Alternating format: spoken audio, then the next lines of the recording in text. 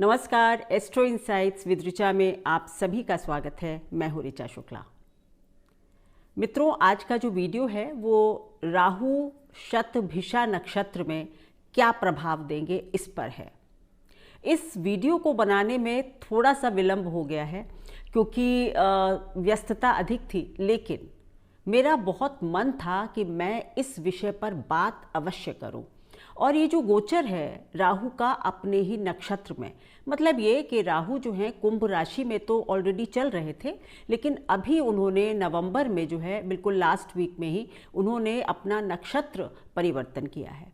तो जो नक्षत्र परिवर्तन किया है वो उनका अपना नक्षत्र शतभिषा नक्षत्र है और ये एक बहुत ही इम्पॉर्टेंट गोचर है। भले ही विलंब हुआ हो, लेकिन क्योंकि ये गोचर अभी प्रभाव कब तक देगा, जून तक पूरे प्रभाव देगा और थोड़े बहुत प्रभाव तो इसके अगस्त तक देखने को मिलेंगे, क्योंकि वो राहु की कुछ पोजीशन होती है। तो पर जून तक तो पक्का ही है और उसके आगे थोड़ा सा प्रभाव अगस्त तक भी। ये ज्योतिष का एक टेक्निकल पॉइंट है जो यहाँ पर अभी मैं डिस्कस नहीं करना चाहती हूँ, पर आप लोगों के लिए, क्योंकि पूरा आधा साल आप इसके प्रभाव में रहेंगे, इसलिए मैंने सोचा कि भले ही थोड़ा विलंब हुआ हो, लेकिन आप लोगों को इस गोचर के विषय में, क्योंकि ये पूरे ब्रह्मांड के लिए एक कलेक्टिव ट्रांसफॉर्मेशन, एक कॉस्मिक ऊर्जा बदलने का संकेत होता है, इसलिए इस पर बात करना बहुत ही आवश्यक है।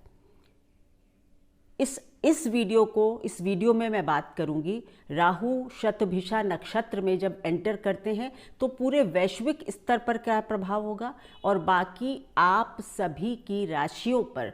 और इन राशियों पर मैं ये सब बात नहीं करूंगी कि मतलब ये आपके लिए पैसा देगा, ये देगा।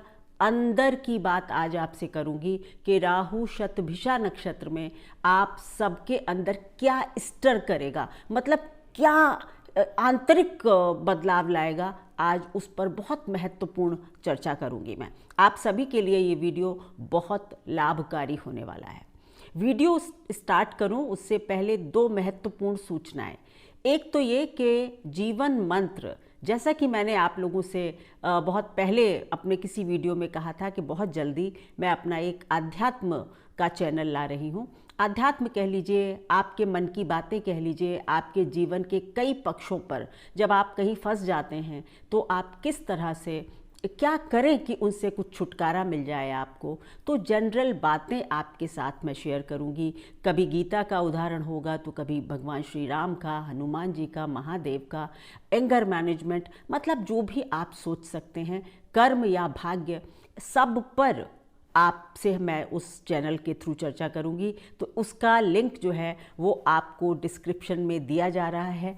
प्लीज़ आप सभी से अनुरोध है कि आप उसको ज्वाइन कीजिए और सब्सक्राइब कीजिए। जिस तरह आपने मुझे यहाँ पर प्यार दिया है, बस वहाँ भी दीजिए।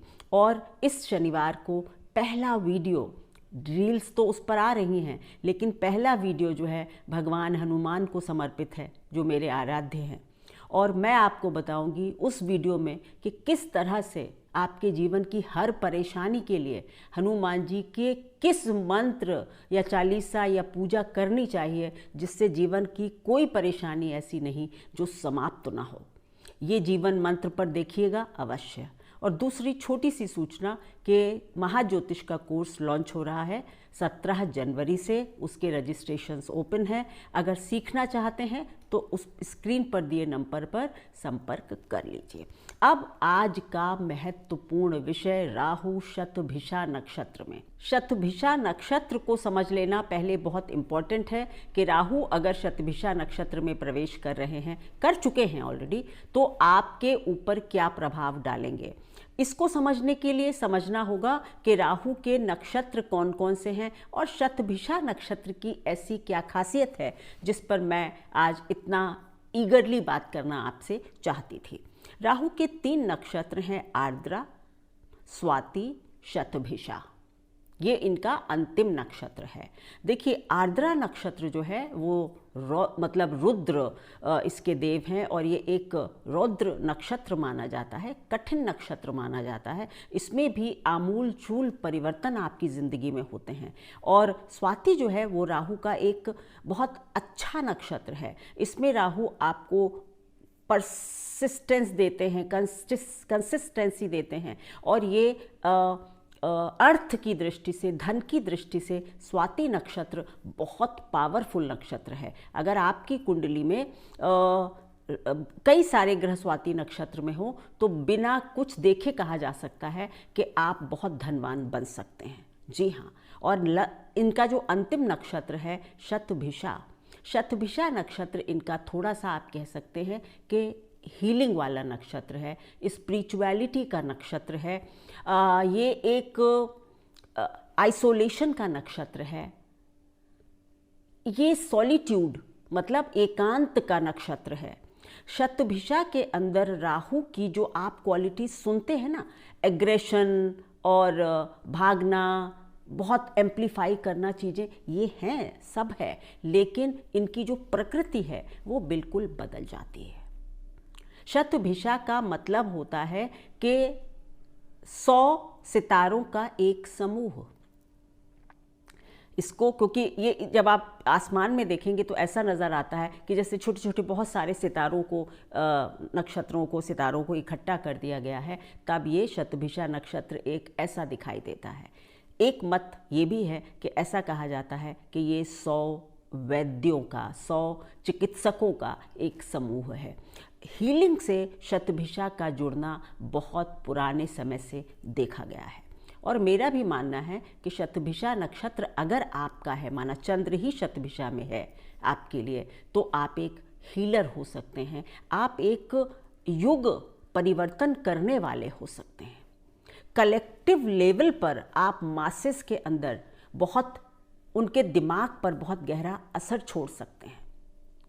जी हाँ, शतभिषा नक्षत्र क्योंकि ये कुंभ राशि में पड़ता है, कुंभ राशि जो है वो एक कलेक्टिव ग्रुप, इससे देखा जाता है ना, ग्रुप हो, कलेक्टिव चीज़ें हों, तो ये सब कलेक्टिव रूप में देखा जाता है कुंभ को। तो यहाँ पर अगर आपका शतभिषा नक्षत्र है तो ईश्वर ने आपको एक ताकत दी हुई है कि आप कलेक्टिव रूप से मासेस पर अपना प्रभाव छोड़ सकते हैं। आपका लग्न लॉर्ड शतभिषा में हो या आपका चंद्रमा शतभिषा में हो तो आपके पास युग परिवर्तन करने का कैलिबर है। देखिए, बाकी सारे ग्रह नक्षत्र भी मैटर करेंगे कि आपका चार्ट उतना पावरफुल होना चाहिए, लेकिन आप देखेंगे कि लोग आपको कहेंगे कि आपके पास एक ताकत है मेरी मानसिकता बदलने की। कलेक्टिव ट्रांसफॉर्मेशन करने की जो एनर्जी है वो शतभिषा में है। कलेक्टिव ट्रांसफॉर्मेशन यानी सामूहिक रूप से कोई परिवर्तन, चाहे वो मानसिकता का हो, चाहे वो क्रांति के रूप में हो। एक कोई आपने देखा ना कि क्रांतिकारी होते थे, उनके साथ हुजूम चल पड़ता था। शतभिषा नक्षत्र का प्रभाव हो सकता है कि उनके विचारों से एक दो नहीं, हजारों लाखों लोग प्रभावित होकर उनके साथ चल पड़े।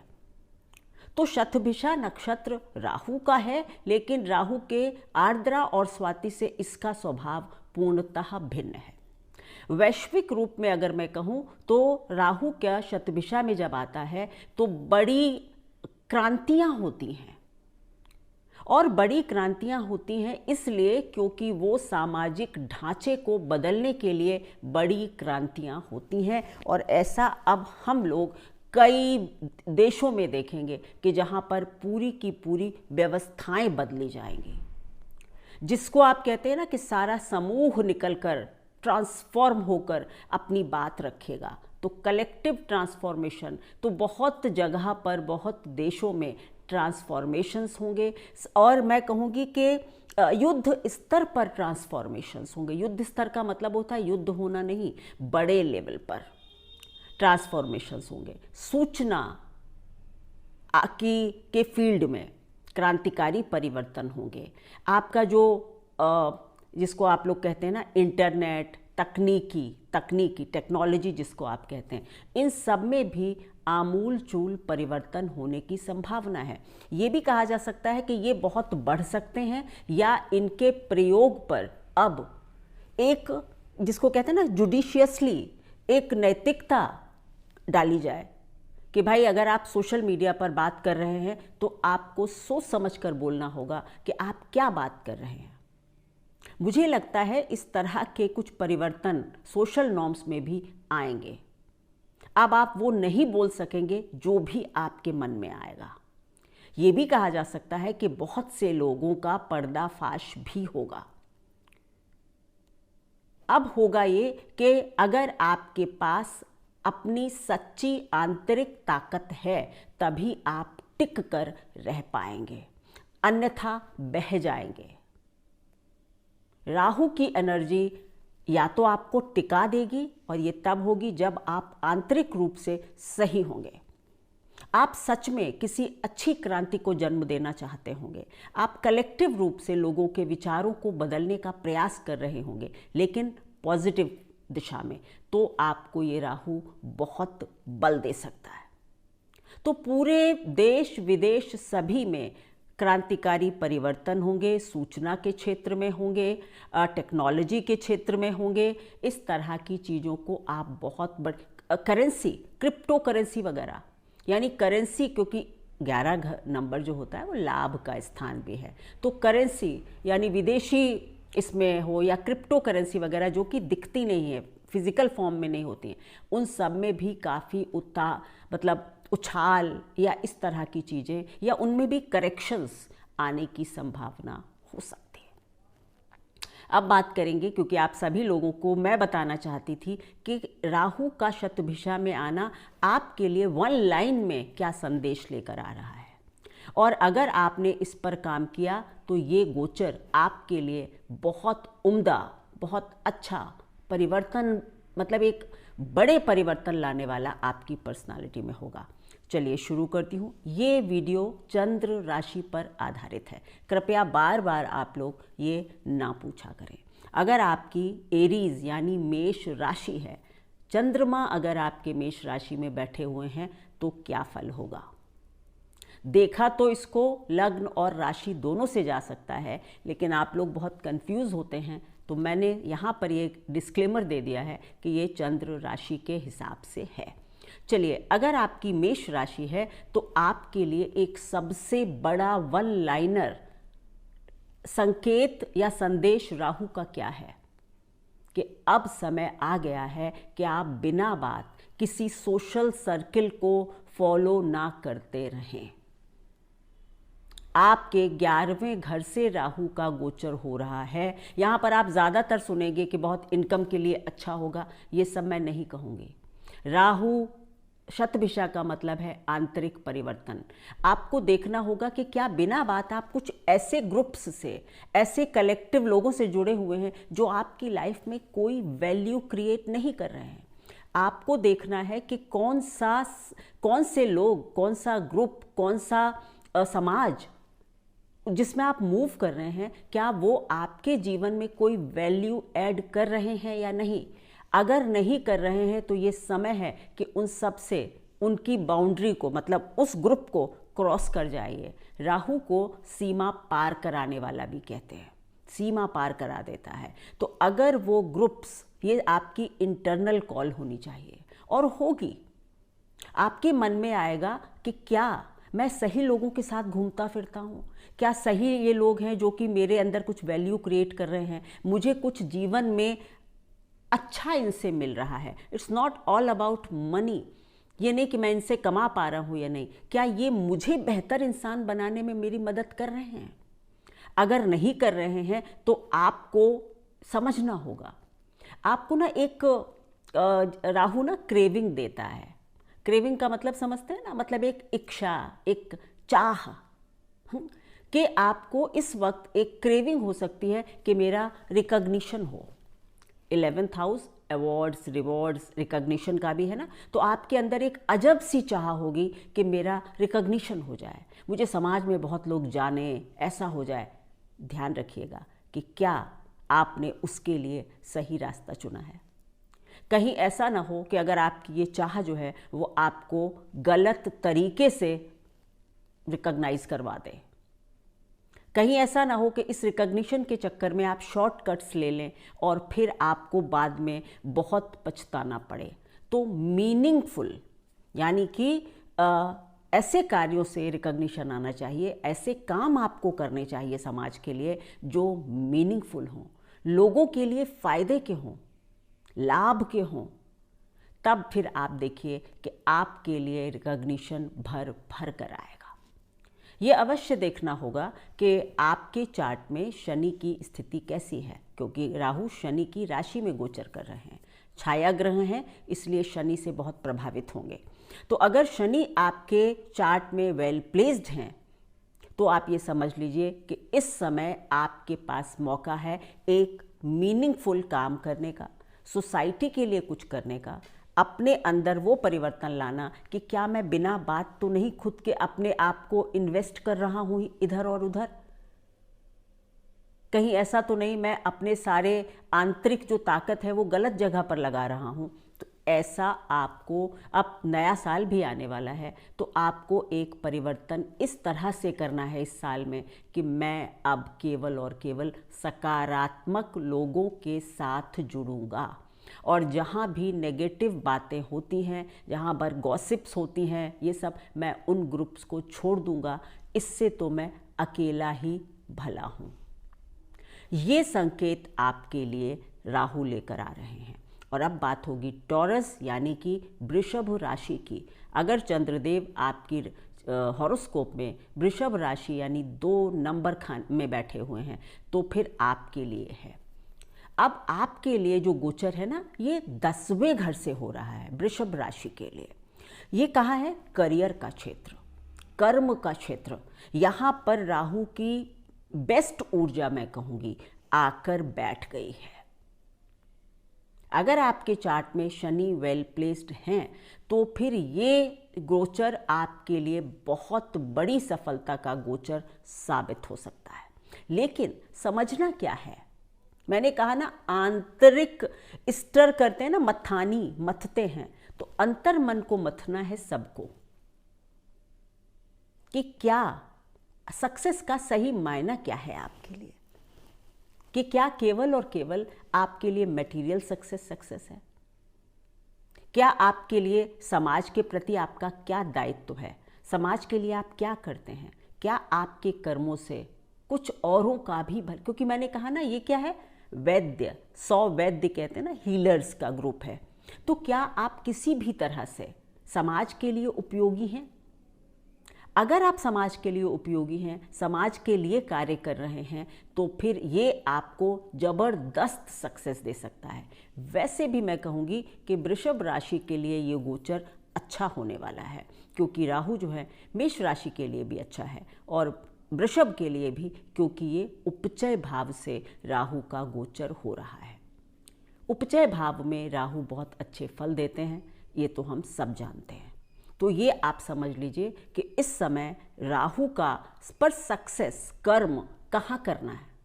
आपको अपनी ऊर्जा ऐसी जगह पर लगानी है जहाँ पर समाज का कुछ भला होता है। आप देखेंगे कि आपके अंदर एक अलग सी चाह होगी कि मैं अपने कार्य क्षेत्र में कुछ बड़ा करूं, कर्म क्षेत्र में मैं कुछ बड़ा करूं, एक्सपेंड करूं। राहु एक्सपेंशन है, एम्प्लीफायर है, ये मैं हमेशा कहती हूँ। तो राहु का, और इस वक्त जब ये गोचर चल रहा है तो राहु के ऊपर जो है वो देवगुरु बृहस्पति की दृष्टि भी है, यानी कि एक्सपेंशन पर 2 ही ग्रह एक्सपेंशन करवाते हैं मेरा मानना है, एक राहु और एक बृहस्पति। बृहस्पति ग्रह अबंडेंस देते हैं, एक्सपेंशन देते हैं, तो आपके लिए करियर को बहुत ऊंचे लेवल पर ले जाने का एक बहुत बड़ा मौका इन 6 महीनों में रहेगा। पर देखिए ये कि कोई बड़ा कार्य कीजिए, बड़ा सोचिए, बड़ा कार्य कीजिए, तो आप देखेंगे कि ये 6 महीने आपके अंदर एक बड़ा परिवर्तन। मैंने कहा, सबसे कहूँगी कि हर व्यक्ति को इस समय अपने अंदर एक बदलाव लाने की ज़रूरत है, और वो बदलाव यानी एक ना छन्नी जैसा समय है कि वो छान दीजिए जो आपके लिए अच्छा नहीं है। चाहे वो लोग हों, चाहे वो कलीग हों, चाहे वो वर्क हो। कई लोग इस समय में अपने काम को बदलेंगे, कई लोग स्टार्टअप्स वगैरह की तरफ जाएंगे क्योंकि उनको कुछ बड़ा करना होगा।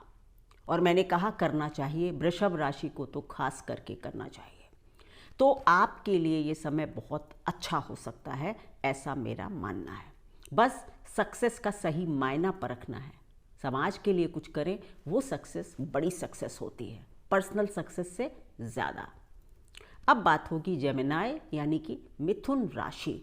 मिथुन राशि के लिए ये जो गोचर होगा वो 9वें भाव से होगा, नवम भाव से। नवम भाव हमारा बिलीफ सिस्टम होता है, इसको आप भाग्य कहते हैं, धर्म कहते हैं। बेसिकली ये हमारा बिलीफ सिस्टम होता है कि भाई मैं क्या विश्वास करता हूँ, मेरे क्या एथिक्स हैं, मैं किस भगवान को मानता हूँ, है ना, विश्वास जहाँ होता है। तो ये राहु जो है, वन लाइन में कहूँ तो ये आपके विश्वास के सिस्टम को यानी बिलीफ सिस्टम को हिलाने आ रहा है। ये आप लोगों के अंदर एक ऐसी भावना लाएगा कि क्या मैं अभी तक जो करता जा रहा था वो सही था, क्या मैं किसी धर्म से जुड़ा हुआ था, किसी कल्ट से, किसी गुरु से, तो क्या वो मेरे लिए सही था, क्या उससे मुझे जो हीलिंग, जो एकांत, जो मानसिक शांति मिलनी थी वो मिली। अगर नहीं मिली तो आप उससे निकलना चाहेंगे, छोड़ना चाहेंगे। मैंने कहा ना, सीमा पार करा देता है।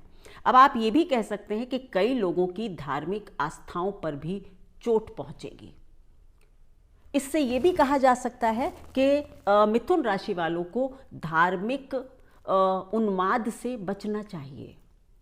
आपके जीवन में कई बार ऐसा होता है कि जब आपका विश्वास का सिस्टम एकदम चरमरा कर गिर जाता है, आपको लगता है कि मैं अभी तक जिसको अपना भगवान मान रहा था, देवता मान रहा था, गुरु हो, चाहे वो आपका कोई टीचर हो, मेंटोर हो, पिता हो, मतलब तो आपका ना एकदम आपको ऐसा लगे कि ये तो मेरे लिए बिल्कुल मतलब काम का ही नहीं था या नेगेटिव था, ये तो मुझे अच्छी दिशा भी नहीं दिखा रहा था। तो वो जो एक परेशानी होती है ना, वो उससे आप अवश्य गुजरेंगे, क्योंकि जब कभी भी हमारा विश्वास टूटता है तो हमें कष्ट होता है, लेकिन उसके बाद जो आप अपने बिलीफ सिस्टम बनाएंगे ना, एक बार टूटने के बाद वो ज़बरदस्त होंगे।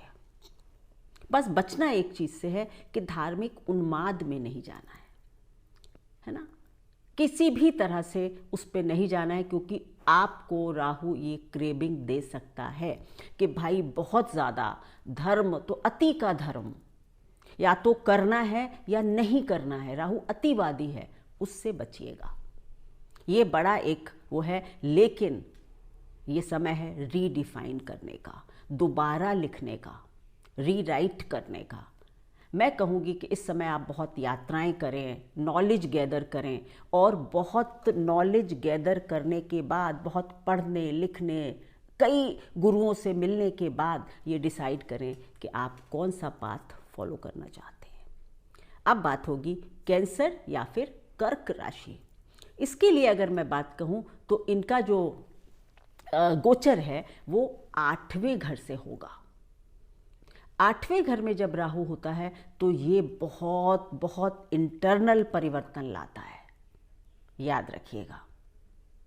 ये अच्छी बात है कि देवगुरु बृहस्पति की दृष्टि रहेगी इनके ऊपर, तो काफ़ी संतुलित है। और आपके अंदर क्या आएगा, 8th हाउस क्या है, हमारे डीप इमोशंस हैं, हमारा इमोशनल बैगेज जो होता है ना, क्योंकि इमोशंस, अच्छे इमोशंस तो 4 है, कैंसर है, लेकिन जो इसका डीप हमारे जो इमोशनल बैगेजेस होते हैं वो हम 8वें घर से देखते हैं।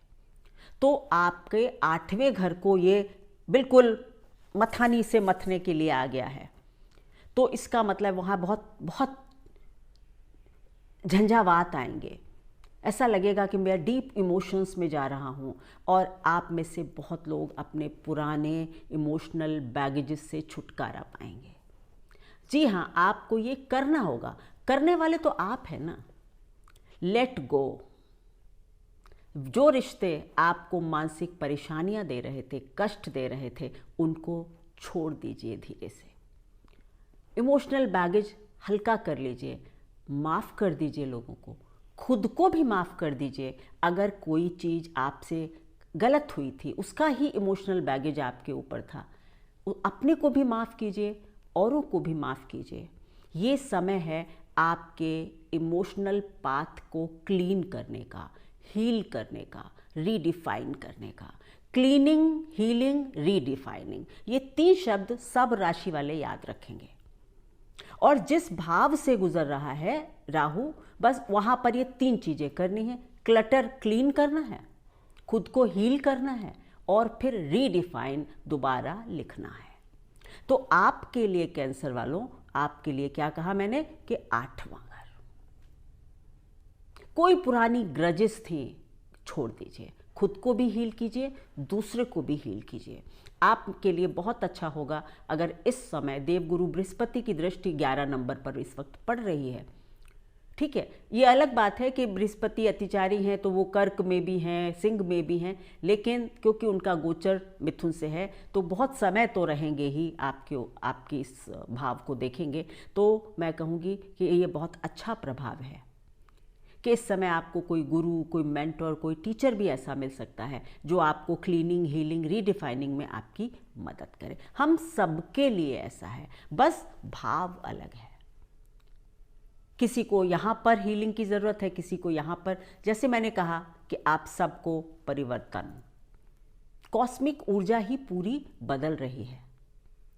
तो कैंसर के लिए बस इतना है, कोई भी चीज़ कैरी मत कीजिए, छोड़ दीजिए। अब बात होगी लियो, सिंह राशि। सिंह राशि का ये 7वें भाव से गुजर रहे हैं।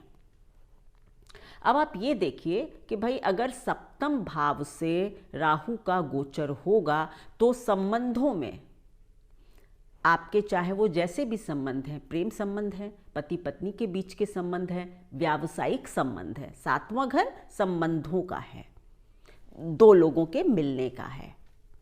तो चाहे कोई देशों के स्तर पर ये होगा कि भाई आप सबको देखना होगा कि भाई आपके जो लोग आपके साथ हैं, जिनके साथ आप जीवन बिता रहे हैं, बिजनेस कर रहे हैं, क्या वो लोग आपके लिए सही हैं। रिश्तों में एक चर्निंग, रिश्तों में एक छटपटाहट देखने को मिलेगी। रिश्तों में ज़रूरी है कि क्लटर क्लीन हो। वो रिश्ते जो आपको मानसिक उद्वेग देते हैं, उद्वेग का मतलब होता है आपको एंग्जाइटी देते हैं, परेशानी देते हैं, धीरे धीरे करके उन रिश्तों से उनको साइडलाइन कीजिए। और अगर आपको लगता था कि कोई रिश्ता जो आपके लिए बहुत अहम था, बहुत प्यारा था, लेकिन अभी तक आप उसे इग्नोर कर रहे थे, तो खुद को हील कीजिए और उस रिश्ते को और मजबूत कीजिए। चाहे वो पति पत्नी का रिश्ता था, अगर कुछ संबंध खराब चल रहे थे, इस समय आपके दिमाग में एक नया थॉट आ सकता है कि ये रिश्ता मैं दोबारा लिख सकता हूँ। या तो छोड़ दीजिए अगर वो आपके लिए अच्छा नहीं था, साइडलाइन कर दीजिए, और अगर अच्छा था तो फिर उस रिश्ते को हील कीजिए। यानी कि हीलिंग का मतलब क्या होता, सुधारिए, है ना, मरहम लगाइए और फिर रीडिफाइन दोबारा लिखिए।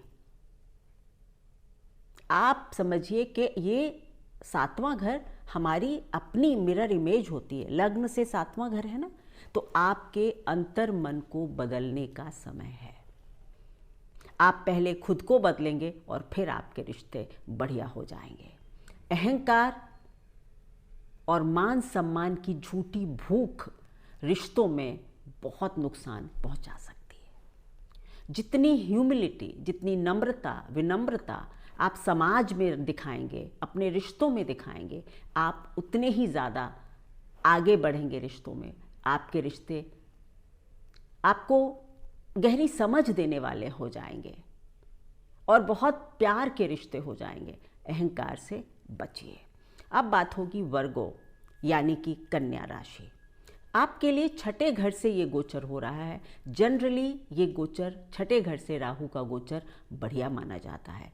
करना क्या है, 6th house is house of, या तो नौकरी है, रोग ऋण रिपू भी आप लोग सब लोग जानते हैं, लेकिन ये दैनिक दिनचर्या का भी होता है। डेली रूटीन भी हम छठे घर से देखते हैं। तो यहाँ पर मैं सबसे ज़्यादा जो जोर दूंगी कि इस समय कन्या राशि वालों को ज़रूरी है कि वो ये देखें कि दैनिक दिनचर्या में क्या क्लीनिंग, हीलिंग और रीडिफाइन करने की ज़रूरत है। कहीं आप ऐसा तो नहीं कि एक्सेसिव टाइम अपने डेली रूटीन पर दे रहे थे और वर्क को इग्नोर कर रहे थे, या फिर ऐसा हो रहा था कि ज़रूरत से ज़्यादा आप वर्कहोलिक हो रहे थे और इस चक्कर में आप अपनी एक्सरसाइज, दिनचर्या को भूल गए थे, तो रोग आ जाएगा, है ना। यानी कि balance between daily routine and work. Daily routine redefine करना है, दोबारा लिखना है। इस समय में इतना ज़रूर कहूँगी कि अगर शारीरिक रूप से कोई कष्ट हो, कोई रोग हो, तो 2 चिकित्सकों की परामर्श ले लीजिएगा दवा शुरू करने से पहले। ये मेरा एक ज्योतिषीय परामर्श है आप लोगों के लिए। बाकी कोई दिक्कत नहीं है, आपको डेली रूटीन पर फोकस करना है। केवल ये नहीं होता है कि हाँ ठीक है, मैंने अपने वर्क को देख लिया, मैंने अपने एक्सरसाइज को देख लिया। ये भी देखना है कि इमोशनली आप कितने इन्वेस्टेड हैं अपने डेली रूटीन में।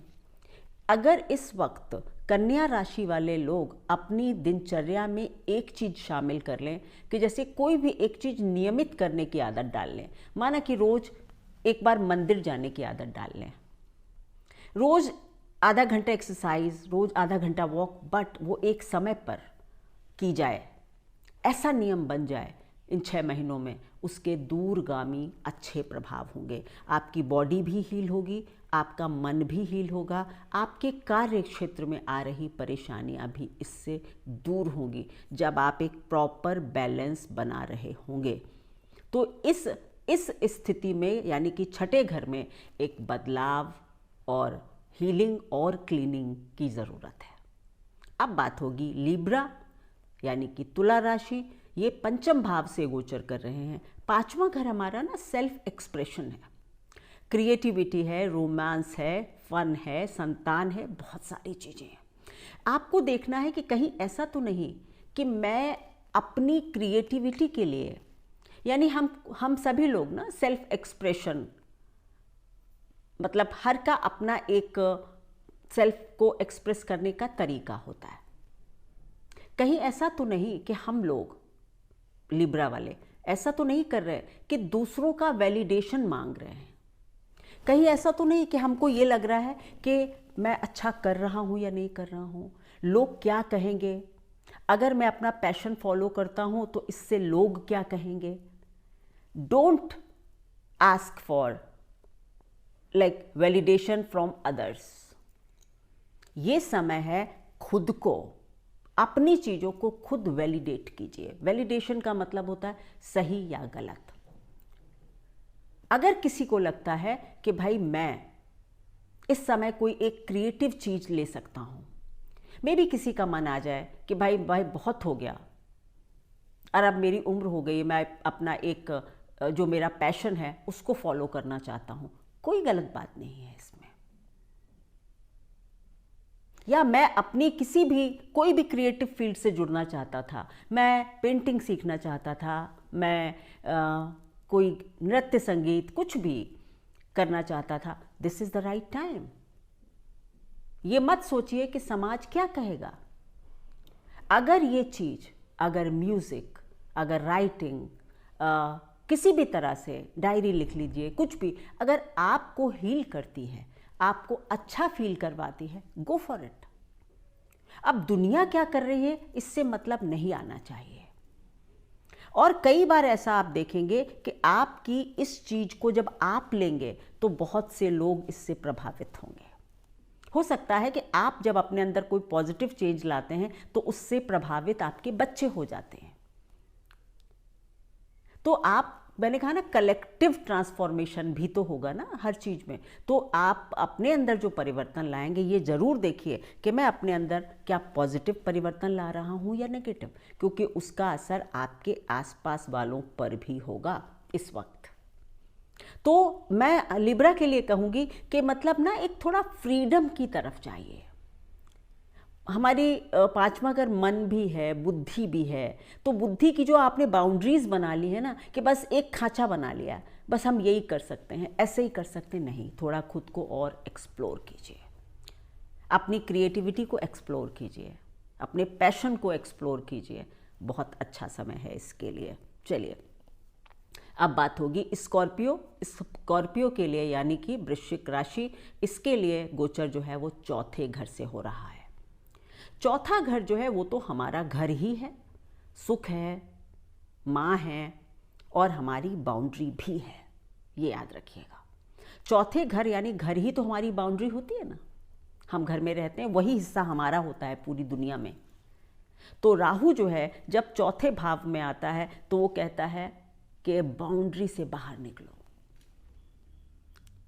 यहाँ पर आपके अंदर एक विचार अवश्य आना चाहिए कि क्या कहीं ऐसा तो नहीं कि मैं बहुत ज़्यादा अपने कंफर्ट जोन में फंसा हुआ हूँ, कहीं ऐसा तो नहीं कि मैं इतना सुख शांति और कंफर्ट पसंद हूँ कि उसकी वजह से मुझे ये तो लगता है कि मैं मतलब बड़ा अच्छा फील कर रहा हूँ, लेकिन कहीं ऐसा तो नहीं मैं वर्क फ्रंट पर कुछ लूज कर रहा हूँ। तो आपकी कॉल है कि चौथा भाव यानी कंफर्ट जोन को थोड़ा सा स्टर कीजिए, चर्न कीजिए, वहां पर क्लीनिंग करिए। इसमें यह भी होगा कि घर से भी क्लटर को साफ कीजिए। घर में अगर क्लटर है तो आपकी इमोशनल एनर्जी प्रॉपर ट्रेवल नहीं कर पाती है। ये याद रखिएगा कि घर में क्लटर साफ करने का स्कॉर्पियो वृश्चिक राशि के लिए बहुत अच्छा मौका है। अगर आपको लगता है कि आपके घर में आपकी माता, आपके और सगे संबंधी जहाँ से आपको सुख मिलता है, शांति मिलती है, उनसे अगर कहीं कोई संबंध खराब थे, कोई मन मुटाव था, उनको हील कीजिए, यानी उनको थोड़ा मरहम लगाइए और दोबारा उन रिश्तों को लिखिए। कंफर्ट जोन से निकलिए।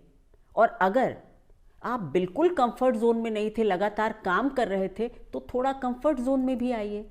ये तो आप जानेंगे ना कि आपकी लाइफ में क्या चल रहा है। मैं बता रही हूं कि ये हाउस एक्टिव है। किसी की हाउस में होगा, किसी की लाइफ में दशा होगी कि वो बहुत कंफर्ट जोन में होगा तो उसको वो तोड़ना है। किसी का होगा कि वो बहुत काम कर रहा होगा, उसको थोड़ा घर में भी आना है, अपने घर को भी ध्यान देना है, अपने संबंधों को, अपनी माँ को, अपने आराम को, तो रेनोवेशन ऑफ द हाउस, मतलब इस तरह की बहुत सारी। तो cleaning of the house, cleaning of the emotions, चौथा घर भी इमोशन है। क्या चीज आपको सच्ची शांति देती है उसकी प्रैक्टिस कीजिए, दिखावा नहीं। ये यहां पर बात अंतर की हो रही है, अंतर मन की हो रही है। दिखावे में हाँ हाँ मुझे ये बहुत शांति देता है, मुझे नहीं, अंदर ढूंढिए, पीस ढूंढिए, कहाँ से आती है, क्या करने से सच्चा सुख मिलता है, वहाँ पर काम कीजिए, आपके लिए अच्छा है। और कई बार मैं ये भी कहूँगी कि अपनी जो रूट्स होती हैं ना, हमारी जो जड़ें होती हैं, चौथा घर हमारी जड़ भी है, माँ का स्थान है ना, तो एक बार दोबारा देखिए कि कहीं ऐसा तो नहीं मैं अपनी रूट्स से बहुत अलग हो गया हूँ, उनको मैंने बिल्कुल छोड़ दिया है, इसी वजह से जीवन में बैलेंस नहीं आ रहा है, या मैं रूट से इतना ज़्यादा जुड़ा हूँ कि मैं आगे ही नहीं बढ़ पा रहा हूँ। तो उन रूट्स को थोड़ा छोड़िए और बाउंड्री छोड़कर आगे निकलिए। ये आप खुद डिसाइड करेंगे, क्योंकि मैं हर के जीवन के दशाएं नहीं पढ़ रही हूँ। चलिए अब आगे बढ़ते हैं। सजिटेरियस धनु राशि नंबर 9 में अगर चंद्रमा बैठे हुए हैं तो क्या होगा? ये आपके तीसरे भाव से गुजरेंगे। 3, 6, 11 से राहु का गोचर, शनि का गोचर अच्छा माना जाता है क्रूर ग्रहों का। तो तीसरा घर है किसका? आपको कहाँ पर राहु क्या कह रहे हैं, क्या संकेत मिल रहा है? ये है हमारे कम्युनिकेशन का पावर हाउस। तो आपके पास कम्युनिकेशन का जो क्षेत्र है वो इस वक्त एक्टिव है। केवल और केवल अपनी एनर्जीज को गॉसिप में, इधर उधर की बिना बात की रील्स देखना, ये करना, इन सब को छोड़िए। आपको इस समय वक्त है ज़्यादा से ज़्यादा इंफॉर्मेशन गैदर करना। Be a good listener first, then speak. ये नहीं कि कम्युनिकेशन में आ गए तो अब मुझे बहुत ज़्यादा बोलना है, नहीं।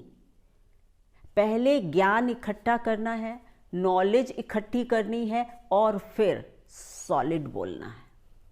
कम्युनिकेशन का पावर हाउस है इस वक्त आपके पास। राहु 3rd हाउस में बहुत अच्छे होते हैं, लेकिन बस ध्यान ये देना है कि क्या आप अपनी एनर्जी को केवल, मैंने कहा ना 3rd हाउस क्लीन करना है। वो दोस्त जिनसे कुछ हासिल नहीं है, आपका समय खराब करते हैं, साइड करिए। वो एंटरटेनमेंट, ये सोशल मीडिया, वक्त कम दीजिए इसको।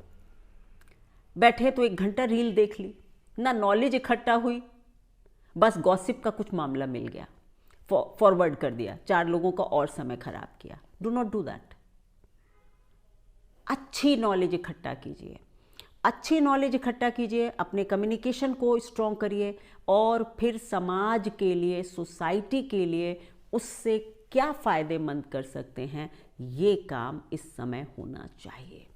मैं ये नहीं कहती कि हर व्यक्ति को मतलब एक बहुत बड़ा पर्पस मिल रहा है, नहीं। जिसका जितना जीवन है, अगर आप एक बहुत छोटे लेवल पर काम करते हैं, आप एक बच्चे हैं तो भी है, अपनी नॉलेज बढ़ाइए, अच्छी चीज़ें देखिए, अच्छी चीज़ें सुनिए, है ना। तो कानों का और आँखों का और अपनी इन इंद्रियों का और पुरुषार्थ 3rd हाउस अच्छी जगह लगाइए। ये भी देखना होगा आपको, कहीं ऐसा तो नहीं मैं गलत दिशा में मेहनत करता चला जा रहा था, तो वो भी देखना है आपको, पुरुषार्थ सही दिशा में लगा रहे हैं या नहीं।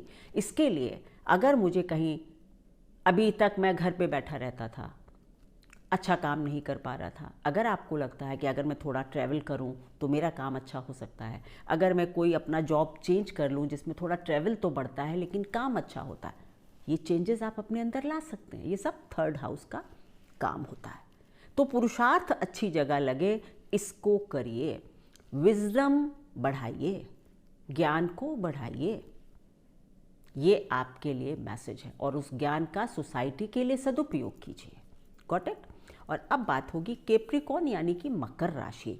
मकर राशि के लिए ये गोचर दूसरे घर से हो रहा है, फैमिली, फाइनेंस, फूड, वाणी, धन, परिवार। आपको देखना है कि क्या आप अपने, क्या हीलिंग और क्लीनिंग है, कि क्या आप आपके खर्चे या और रिसोर्सेज अलाइंड हैं, यानी कि जो आ रहा है धन, क्या वो अच्छी तरीके से वो घर के परिवार के लिए के पोषण में लग रहा है या वेस्ट हो रहा है। सबसे पहले अपने फाइनेंसेस को रीअलाइन कीजिए। रीअलाइन का मतलब होता है दोबारा से देखिए, सही तरीके से उनको लाइए। दूसरा ये कि परिवार में कहीं ऐसा तो नहीं कि कुछ बिल्कुल बिना बात के रिश्ते हमने ऐसे पाल रखे थे कि जो हमको फ्रस्ट्रेशन देते थे, बुराई कर रहे हैं, भलाई कर रहे हैं, नेगेटिव बातें हो रही हैं। तोड़ दीजिए उन रिश्तों को, साइड लाइन कर दीजिए। अपनी वाणी को परिष्कृत कीजिए। वाणी मतलब शब्दों का चयन सोच कर कीजिए। ये सोचिए कि मेरे मुंह से निकले हुए शब्द किसी को हील करते हैं या कष्ट देते हैं, मरहम लगाते हैं या कांटा चुभो देते हैं। बहुत ज़रूरी है कि इस वक्त मकर राशि वाले लोग ये देखें कि मेरे लिए मेरी वाणी कहीं ऐसा तो नहीं, और अगर ऐसा कर रहे थे कि आपकी वाणी चुभ रही थी लोगों को, परिष्कृत कीजिए, उसको रीडिफाइन कीजिए, दोबारा लिखिए कि अब मैं ऐसा नहीं करूँगा।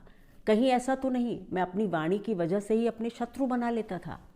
परिवार में मेरी सारी लड़ाइयाँ मेरी वाणी की वजह से हो रही थी, मैं बोलता बुरा था।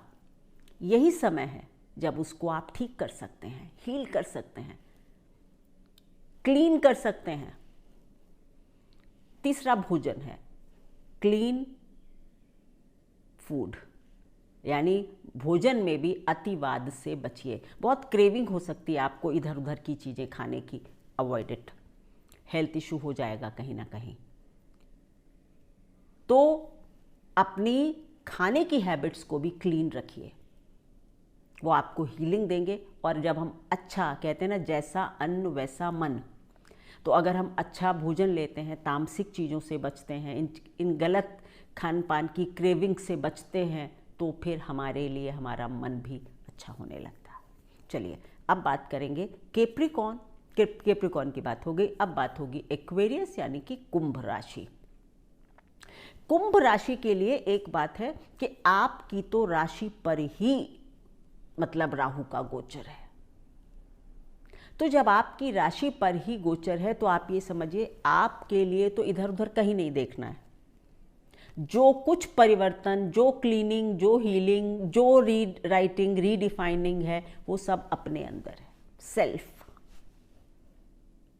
ये देखिए कि कहीं मैं बिना बात बहुत इमोशनल तो नहीं था, कहीं ऐसा तो नहीं कि लोग मेरे इमोशंस का ही फायदा उठा रहे थे, या मैं बिल्कुल इमोशन लेस तो नहीं था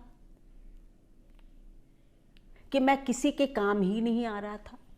यह समय है आत्मचिंतन का, आत्मा की गहराइयों में उतरकर खुद को परिवर्तित करने का। आपको किसी और को नहीं परिवर्तित करना, घर को, पैसे को नहीं, खुद को करना है। स्वयं अपने अंदर की सफाई करनी है, अपने अंदर को हील करना है।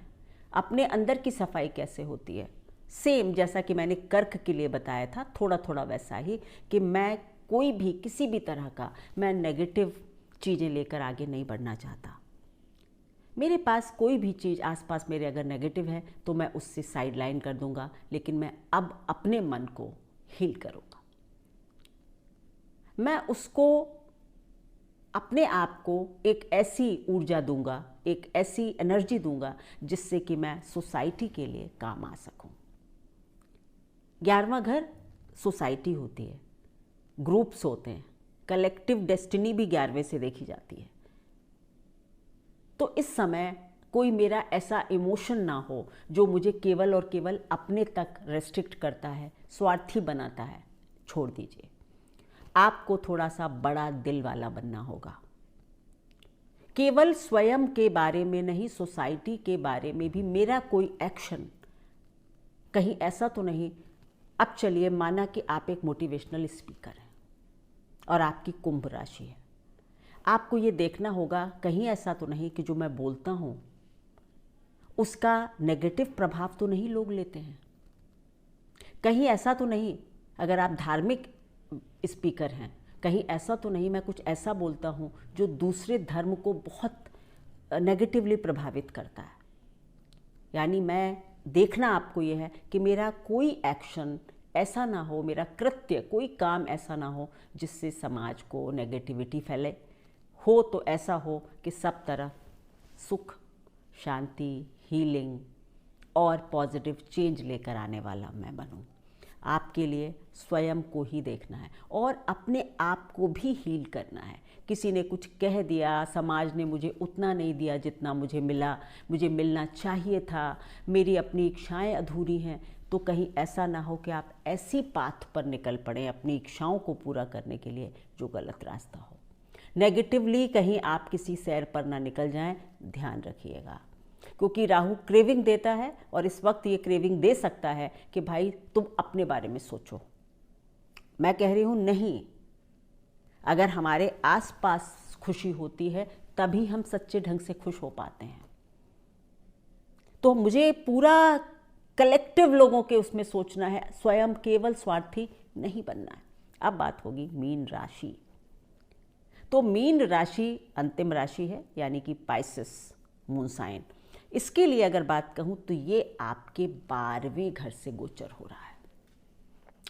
मोक्ष का स्थान कहते हैं। 12वां घर मैं हमेशा कहती हूँ एक ऐसा घर है जो खुला हुआ है, जिसकी कोई बाउंड्री नहीं है, सीमा नहीं है। तो इस वक्त आप लोगों का ध्यान जो है वो बहुत परमार्थ की तरफ भी जा सकता है और आपकी एनर्जीज जो हैं वो, देखिए 12वां घर फन का भी है, फन मतलब आनंद का भी है। 12वां घर परमानंद यानी मोक्ष का भी है। 12वां घर बहुत सारी चीज़ों का है, नींद का भी है। तो आपकी नींद वगैरह डिस्टर्ब हो सकती है। इस समय दिमाग बहुत तेज़ी से चल रहा होगा। रात को जब आप सोएंगे तो आपको लगेगा सारी योजनाएं, सारी प्लानिंग इसी वक्त मेरे दिमाग में क्यों आती है। मीन राशि वाले तो अपने थॉट्स को डीक्लटर कीजिए, अपने विचारों में क्लीनिंग लाइए। थोड़ा सा आप लोगों के लिए मेरा सजेशन होगा कि सोने से पहले अगर 5 मिनट का अनुलोम विलोम प्राणायाम, राहु वायु है तो अगर आप थोड़ा ऐसा करते हैं, अपने पैरों को अच्छे से साफ कर कर देखेंगे, आपकी नींद आने की प्रक्रिया थोड़ी बेहतर हो सकती है। क्योंकि ये तकलीफ मीन राशि वालों को आएगी। रात में अचानक से आँख खुल जाना, क्योंकि इतने सारे काम आपके दिमाग में घूम रहे हैं, इतनी योजनाएं घूम रही हैं। बट दिमाग को क्या करना है, डीक्लटर करना है। क्या मैं इतने सारे थॉट्स मेरे दिमाग में आ रहे हैं, उनमें से काम के कितने हैं? एक होता है ना कि कबीरदास जी ने कहा है कि सार सार को गही रहे तो थोता दे उड़ाए। यानी ऐसा होना चाहिए व्यक्ति को कि जो मेरे लिए काम का है उसको तो मैं अपने पास रख लूँ और बाकी जो है वो हवा मारकर उड़ा दूँ। तो आपको अपने थॉट्स को डीक्लटर करना है। इस समय आप लोगों का बहुत मन कर सकता है कि धार्मिक यात्राएं की जाएं या आनंद के लिए भी यात्राएं की जाएं। तो ये देखना है कि क्या इन यात्राओं से मतलब मेरा आत्मिक कुछ परिवर्तन होता है। अगर फन के लिए है, आनंद के लिए है तो कोई दिक्कत नहीं, जाइए। लेकिन 12वां घर मोक्ष का भी है, सॉलिट्यूड का भी है, एकांत का भी है, जेल का भी है। तो याद रखिएगा कि कोई गलत काम इस समय नहीं करना है। सरकारी काम में किसी भी तरह की कोई चोरी चकारी नहीं करनी है। आपके अंदर अगर आपका शनि वेल प्लेस्ड नहीं होगा आपके चार्ट में, तो ये राहु कई गलत विचारधाराएं भी आपके मन को दे सकता है। पर हम तो पहले से आपको कॉशन दे रहे हैं ना कि अगर ऐसा हो रहा है सावधान हो जाइए, आप कहीं फंस सकते हैं। तो आपको ये सब चीज़ें, एक्स्ट्रा मैरिटल अफेयर्स और ये सब, थोड़ा बचिए, आप एक्सपोज हो सकते हैं। ठीक है ना? तो ये चीज़ें ध्यान रखने की हैं इस वक्त। पर 12 नंबर जो है विदेश यात्राओं का होता है, विदेश से काम का होता है। अगर शनि वेल प्लेस्ड होंगे तो ये समय आपको विदेशी कामों से बहुत सारा लाभ देने वाला भी हो सकता है। लेकिन आपको अंदर से जो मतलब एक विचारधारा में परिवर्तन लाना है वो ये कि मैं मेडिटेशन करूँगा, मैं कोई गलत काम नहीं करूँगा, मैं अपने अंदर कोई गलत विचार नहीं आने दूँगा। विचारों की शुद्धता आपके लिए इस समय सबसे अधिक महत्वपूर्ण है। अगर आप अपने विचारों में शुद्धता रखते हैं तो आपके लिए ये गोचर अच्छा होगा। आप में से बहुत सारे लोग मेडिटेशन वगैरह की यात्रा पर चल पड़ेंगे। बट अगर शनि की स्थिति खराब होगी तो फिर आप नेगेटिव थॉट प्रोसेस में चले जाएंगे। मेरा सुझाव रहेगा कि थोड़ा खुद को ये बात, ये वीडियो याद रखकर अपने को गलत रास्ते पर जाने से रोकें, चेक करें, अपनी क्लीनिंग करें कि ये मेरे लिए ठीक नहीं होगा। ठीक है? तो 12वां घर बहुत ही अनोखा घर है। अगर ये मोक्ष है तो ये भोग भी है। तो सबके लिए अलग अलग होगा। बहुत ना भोग में फंसें और ना बहुत नेगेटिव चीज़ों की तरफ जाएं। ऐसी इच्छा ना करें कि बस ये कर लें, वो कर लें, ये पालें। बहुत भोग की तरफ जाने से बचें। थोड़ा मेडिटेशन करें, ईश्वर का ध्यान करें, गुरुओं का सम्मान करें। आपके लिए ये गोचर अच्छा होगा। अब एक बात मैं सबके लिए एक ही उपाय इस वक्त कहूँगी जो मैंने हमेशा समझा है कि राहु वायु है और राहु धुआं है, वायु है, यानी उसका कोई अस्तित्व तो नहीं है। तो इस समय आपको, और राहु इनविजिबल है, दिखता नहीं है। हमारे पास ऐसी क्या चीज़ है जो दिखती नहीं है? केवल हमारी सांस, हमारा ब्रीदिंग प्रोसेस। हम लेते हैं सांस लेकिन हमें हवा दिखती नहीं है। तो बस रोज प्राणायाम कीजिए सब लोग। मेडिटेशन, थोड़ा सा प्राणायाम, अनुलोम विलोम आपके लिए सांसों की गति पर नियंत्रण पाना, राहु को काबू में करना होता है। आप सभी लोग करें और ये गोचर आपके लिए बहुत अच्छा हो, ऐसी मेरी आशा है। नमस्कार।